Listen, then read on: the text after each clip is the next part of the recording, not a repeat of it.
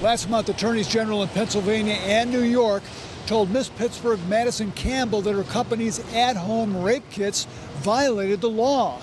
Now, Campbell is fighting back with a lawsuit here in federal court accusing the prosecutors of violating her rights.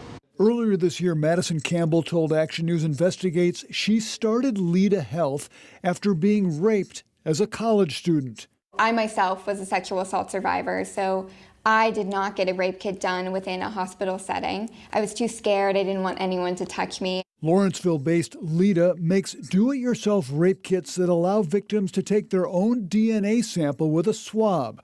But earlier this year, St. Vincent College law professor Bruce Ankoviak told Action News Investigates the kits did not meet state standards.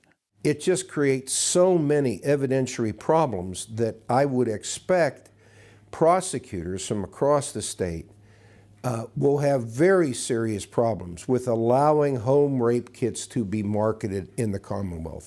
Last month, Leda got this letter from the Pennsylvania Attorney General accusing the company of misleading Pennsylvanians by marketing so-called early evidence kits that do not meet state requirements. The AG ordered Leda to immediately cease and desist advertising and selling the kits. Also last month, New York's Attorney General accused Leda of deceptive marketing and ordered the company to pay $500,000 in fines. Leda and Campbell have now filed a lawsuit against both attorneys general, saying the law enforcement officials are violating their freedom of speech rights. If they don't want consumers to use this, they can tell consumers, hey, don't use this. What they can't do is shut down a company because they don't like the message the company sends. Leda's attorney says the at-home rape kits include items that can be bought at any drugstore. They don't want Leda to tell the victims what can be done with those things. It's entirely a restriction on speech, and it's why the First Amendment protection is so important here.